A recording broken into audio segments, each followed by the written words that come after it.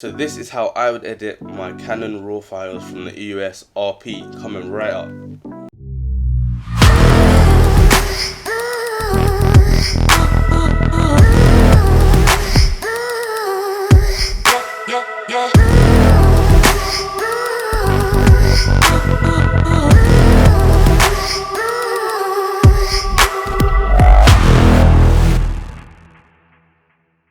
Hi there guys, Adrian here from IAmJadoreTV, and yes guys, I haven't done an editing video in quite a long while. Well, without further ado, we're definitely going to get into this one. What I'm going to do here, this is like a live edit. I haven't edited this picture before. I'm not going to have one of the things where I'm just going to be cutting it up and just showing people like how I've kind of staged it. I'm editing this live with you guys to show you how I edit. So this picture here is when I did one of my trips to Spain in Ibiza. I have probably one of the best sunsets I've ever seen. The colours are amazing. The picture doesn't do it justice. If you actually have to be there, the colours are so much more vibrant. It's amazing sunsets. So this is a picture I'm going to edit. So what I will do is I'll right click and I press show in Explorer, and what this does, it brings it up in the exact folder that you saved it in and the exact raw file. So what you do is you'll double click the raw file that it highlights it for you, and then it will come up in Camera Raw. So the first thing I would do when I come into Camera Raw, because I sort of, the way I shoot, I kind of know how I would edit. That's how I personally work. I already have the end result sort of in mind before I even go to the shoot, which is just how that's how I usually shoot. And just for beginners or anyone that just wants to speed up their workflow, the color profiles here do help a massive amount. It's almost like a starting point. Almost, you could almost say like a preset, because they do change the tones. So for instance, like landscape, you can see, and obviously if you're doing quite a shots that are broad with vibrant colors and great skies, I think landscape would be a good starting color profile for that. You can go through the rest. There's neutral, portrait, and you can see as I go down the sort of tones of the colors sort of change. Even if you go right down to these ones, which are definitely more like a preset, do you know what I mean? That you can see it's completely changed the image, whereas I think these are more like presets. We're not going to use any of those today. I like landscape. I use probably landscape for a lot of my pictures. I usually use landscape or vivid, but as this is quite a dark image, because I wanted to keep sort of the details in the sky, so I kind of shot it at a lower exposure. So what I do is I press landscape. And what about landscape is, if you do shoot at a lower exposure, it kind of brightens up the image without the noise or grain in the shadows. So after picking that, I'm gonna do a bit of bring out the sky a bit more. So what I'm gonna do is I'm gonna bring the highlights down, and as you can see, look at what that's done already. You can see that's actually just affecting just the highlights in the image.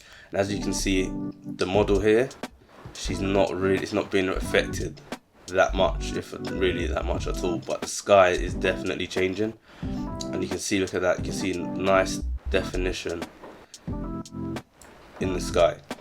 And what we can even do to enhance that even more, well, actually before we do that, I'm going to leave that there, because I'm going to do a graduated filter for the sky, but we're going to finish the image and do that after. So what I'm going to do is I'm going to go to the greens. I'm going to target the greens. I do love images with quite a lot of greens. I like the kind of nature vibes in my shoot, beach shots, forest, all of that. I love greens in my photos.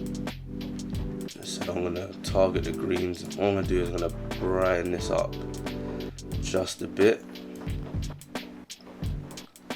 Another trick is to not sacrifice the noise in the images.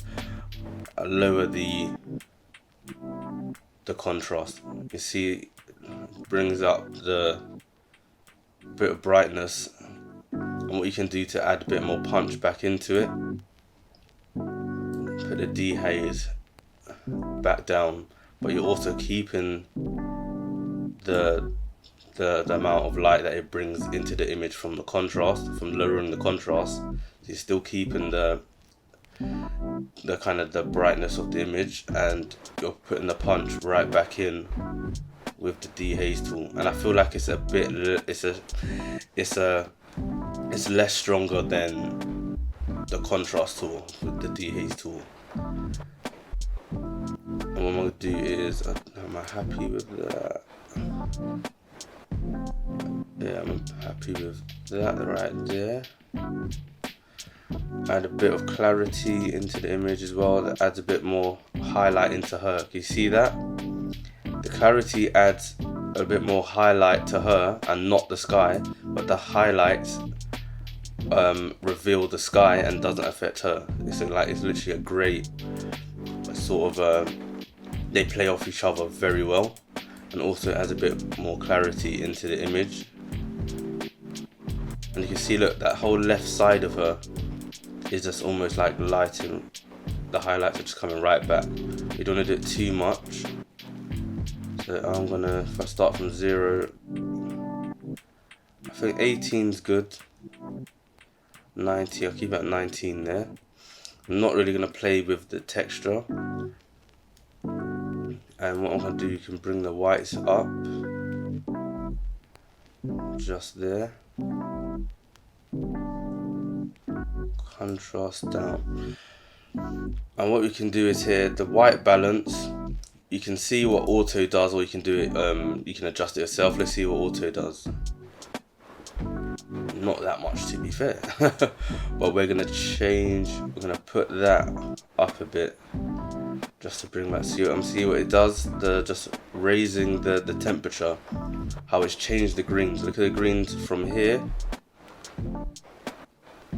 to here, and there's a much more tropical feel with a warmer tones. So I'm happy with that right there.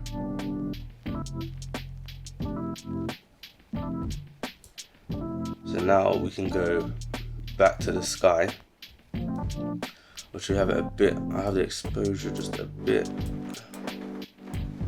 just there. Now let's use the graduated filter. And what we're going to do with the graduated filter is, and you always want to check that you've set it back, because whatever you use last kind of saves onto here. So you want to double click something just to make sure you're not adding something else that you don't want. So we're going to add a filter here. I'm going to bring this down. I'm going to swivel it just here. I'm going to bring this right down. What we're going to do, add some pink. Add some more pink into this.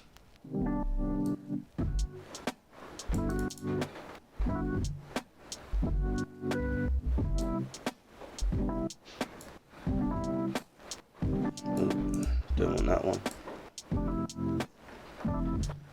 Add some more pink there. So if we raise it up just here.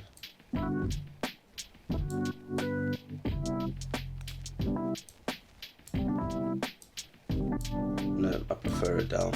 I'm gonna bring it back down. So all editing is, people, just you wanna find it to where you like, until you're happy with it. You just wanna keep tweaking it and tweaking it until you're happy with it. That's why I wanted to edit this live with you guys, to show you exactly my thought process and how I do it. I didn't just want to like cut it up. I want to show you exactly how basically I'm thinking when I'm editing these. And what you can do is as well, you happen, let me see, I want to try one, I want to try another one.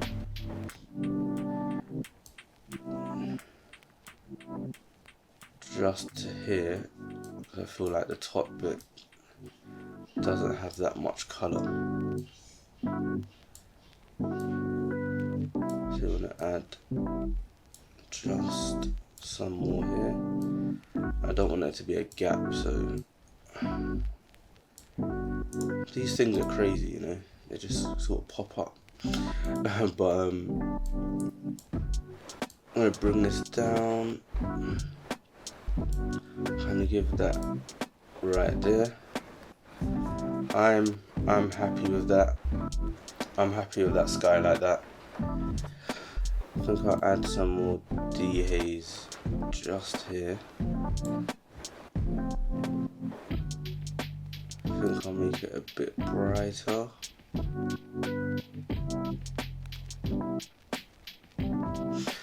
And I like this. If you want to go add some sort of, I don't know, I feel like this is a, if you want to do like a little, like a retro feel to it, you can go to the effects bit here, add some grain in. So it gives it that kind of dusk till dawn vibe, you know, if you've seen that film. But it kind of gives that sort of film kind of look. I might do an editing tutorial about the film, sort of when you add the film texture onto images to give it that old sort of look. I'll do another video on that for sure. But just a quick, what you can do grain, and you can add the size of the grain. I like a bit of grain in this. I'm gonna put that much just in there like that. And when you do it, I always take this right down. I don't want any of this on the image, because I can do that. We do that afterwards. I'm gonna show you how we do that afterwards. So I'm quite happy with that. Putting that just as in the camera raw. Nothing I would change right about now.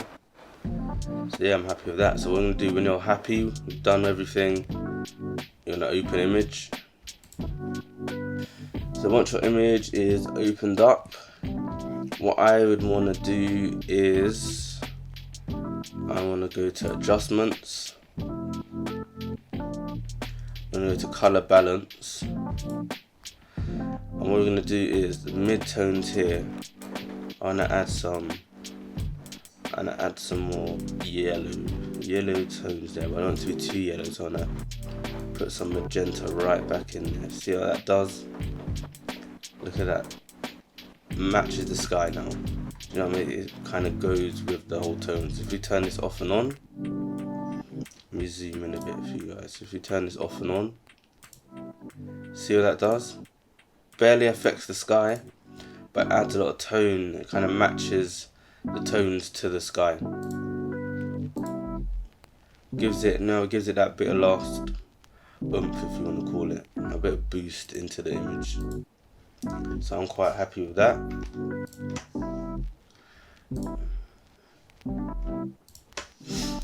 And I think that's all I would do for an image like this. Now for a sharpening, if you want to sharpen the image, just put a little bit of clarity back in post is what I always give it all my images. What you do is hold Control Alt Shift and E, and what that does, that copies a layer of if you had loads of layers here, what you would do is that would it gives you a copy of everything that you've done. So we're going to do is go to filter, convert for smart filters, and then other, high pass. And what this does, it's going to add some sharpness in. Don't worry about the grey, we'll change that in a minute. I don't really go above 3 when I sharpen anything, because it gives it a bit of a weird look, outlines of like subjects. So you want to do it until you just about see your subject. So I can just about see the outline. The 2.5 is kind of round about where I keep it. I'm gonna click OK, and then this, it will come up with the smart filters high pass there. You just collapse that. What you're gonna do is, as we don't want to leave it grey like this, our image is grey, you want to go to overlay, and that's that done. I don't know if you're able to see through the screen, but if I zoom in a bit, you can see that's with it on, off. I can see it. I don't know if you're able to see it through there, but it definitely does help your images. It gives it that nice bit of oomph and sharpness back into the image. So I am happy with that. So that would literally be my process when I edit a photo. Normally, sometimes obviously I would do skin retouching, etc., but in this case the model's not close enough to see that much detail, so I wouldn't need to do that. And this image is really more about the whole image rather than like just the model, so you wouldn't need to, and if the model's not close enough for any skin retouching. But that is my process. I will be doing a lot more. I'll be keeping up with this time, guys. I will be doing more editing videos. Next one I'll probably do more like of a close-up headshot and how I make the eyes sort of shine, dodge and burning, all of that stuff I'll be doing in the next one. This is how I would, this is my workflow. This is obviously shot on the Canon EOS RP with an 85mm Meike lens. So those are both in the description below if you want to check those out. Great little camera. And yeah, don't even let anyone tell you the Canon EOS RP is not for professionals. It definitely is, as I'm doing it right now, guys. So definitely like, comment and subscribe. If you want to check my Meike profile in my link below, it's basically for additional subscribers. You can go and subscribe to my Meike profile for a small fee, which helps support the channel. It has all my art on there that I don't post on Instagram as well, because obviously you have to censor on Instagram, so it has all my uncensored content on there. So definitely like, comment, subscribe, guys, and I'm going to catch you guys in the next one.